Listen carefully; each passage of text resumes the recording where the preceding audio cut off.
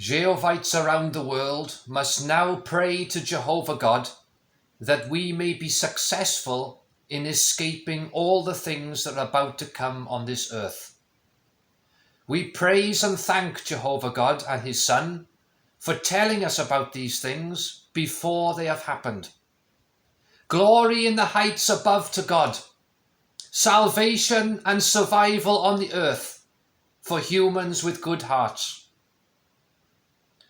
Around 2,000 years ago, Jesus Christ said this: "When you see Jerusalem surrounded by encamped armies, then know that the destruction of her has drawn near.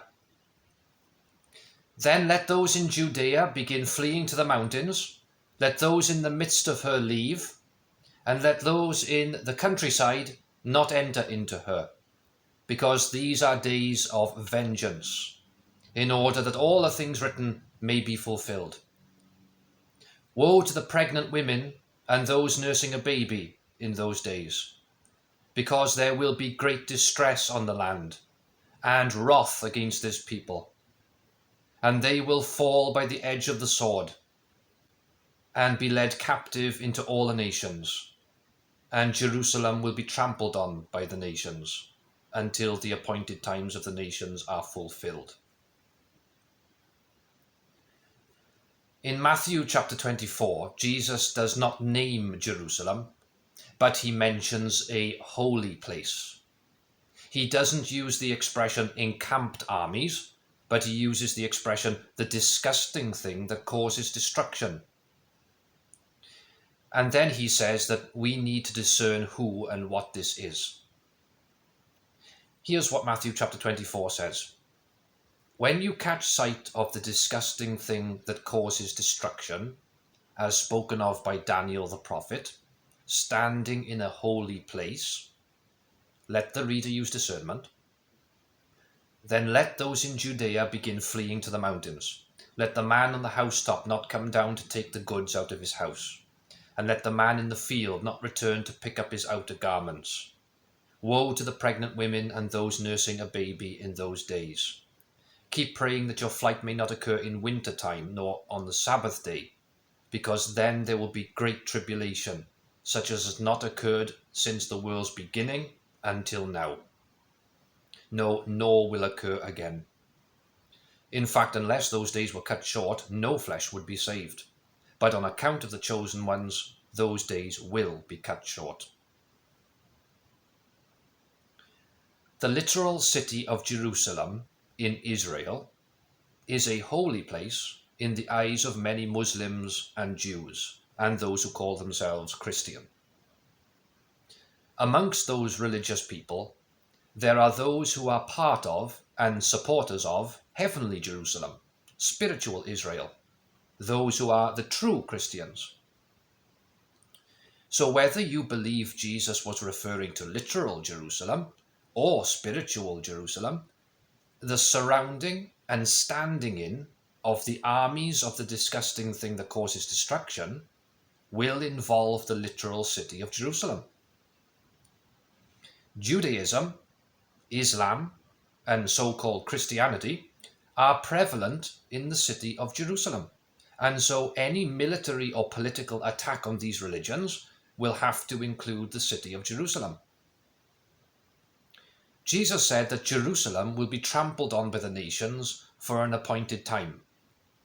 Jehovah God has given the nations an appointed time to attack and destroy those who deserve his anger of vengeance. Once Jehovah has finished using the nations to express his vengeance, their appointed time will come to an end. This is what Jesus said to the religious leaders of Jerusalem in Matthew chapter 23. "Serpents, offspring of vipers, how are you to flee the judgment of Gehenna? Because here I am sending out to you prophets and wise men and public instructors. Some of them you will kill and impale, and some of them you will scourge in your synagogues and persecute from city to city, that there may come upon you all the righteous blood spilled on earth, from the blood of righteous Abel to the blood of Zechariah son of Barachiah, whom you murdered between the sanctuary and the altar. Jehovah holds guilty all those who have made themselves the offspring of demons, including religious people who have opposed Jehovah's true prophets. In their religious fanaticism for their false beliefs, they have misled many and caused the death of innocent people.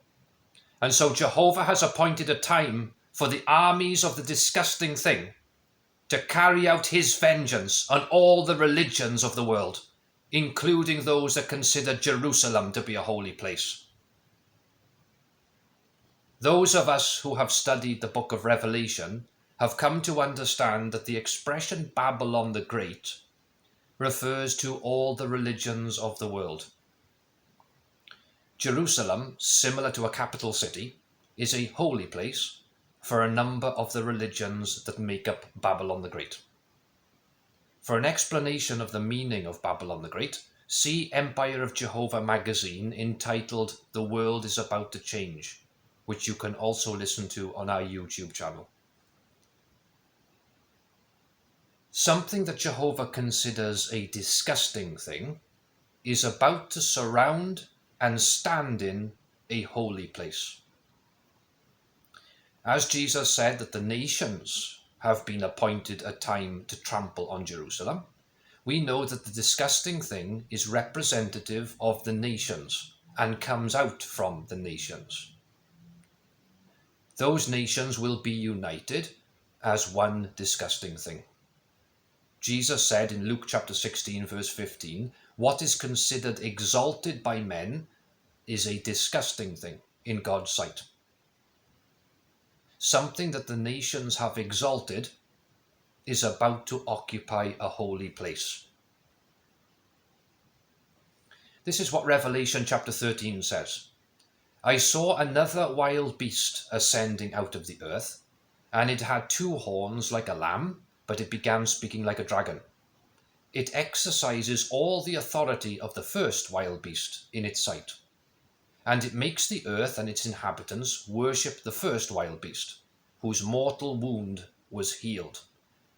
And it performs great signs, even making fire come down out of heaven to the earth in the sight of mankind. Out of the beast of governmental powers of mankind, the 2-horned dual power of Britain and the USA came out as the leading authority on earth. Throughout the decades, it has constantly promoted democracy and national sovereignty and forced its viewpoints on other countries. And so it has made the earth and its inhabitants worship the wild beast of political governmental powers that recovered from the wounds of World War I. Revelation chapter 13 continues, it misleads those who dwell on the earth because of the signs that it was permitted to perform in the sight of the wild beast, while it tells those who dwell on the earth to make an image to the wild beast that had the sword stroke and yet revived, and it was permitted to give breath to the image of the wild beast, so that the image of the wild beast should both speak and cause to be killed all those who refuse to worship the image of the wild beast. After World War I, the Anglo-American world power told mankind to set up an image or a reflection of the wild beast of governmental powers. Britain and the USA gave life to the image so that it could speak with its own voice and become an object of worship over mankind. What did Britain and America create just after World War I that was an image of political governmental powers? Revelation chapter 17 says, the wild beast that you saw was, but is not, and yet is about to ascend out of the abyss, and it is to go off into destruction. The image of the wild beast is here described as in the past tense. It was. did the image that Britain and America create come to an end? And did it then come back into existence from a figurative abyss, as the book of Revelation predicted?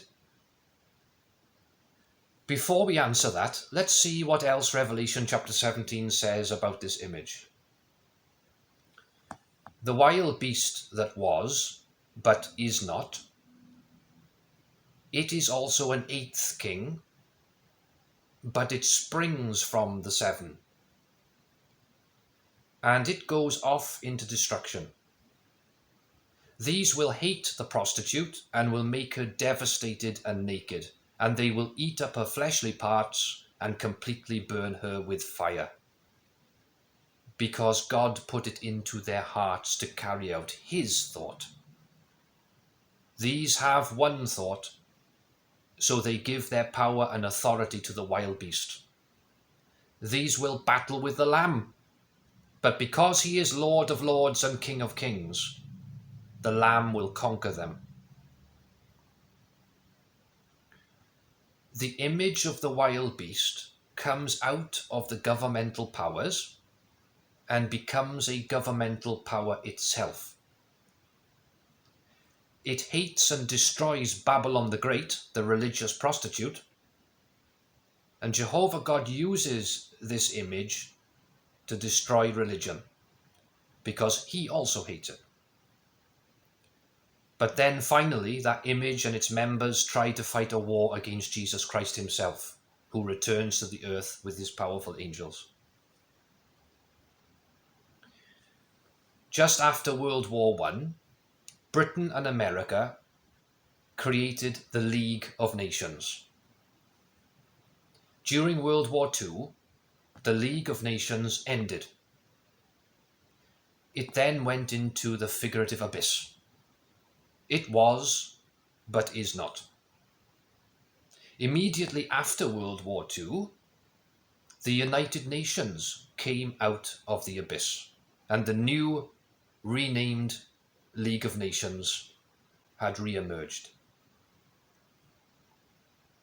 The UN is supposed to be a unity of all the governmental powers on earth.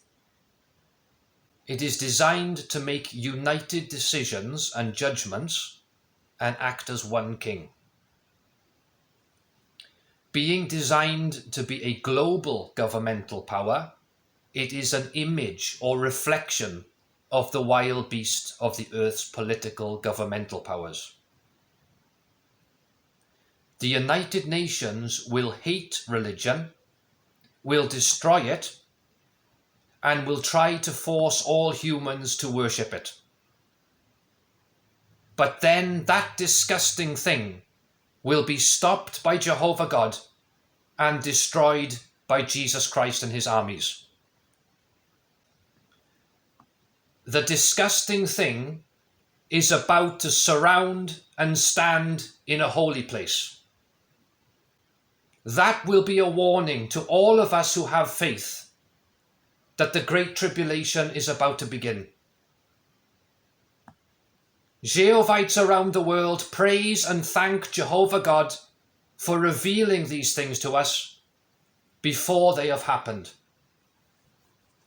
We bow and worship him, and we beg him to help us to escape the things that are about to happen on this earth. We remember our King's words, when these things start to happen, lift up your heads, because your deliverance is getting near. We thank Jesus Christ for his part in making our deliverance possible. All praise and glory to Jehovah God, and absolute victory to our Lord and King.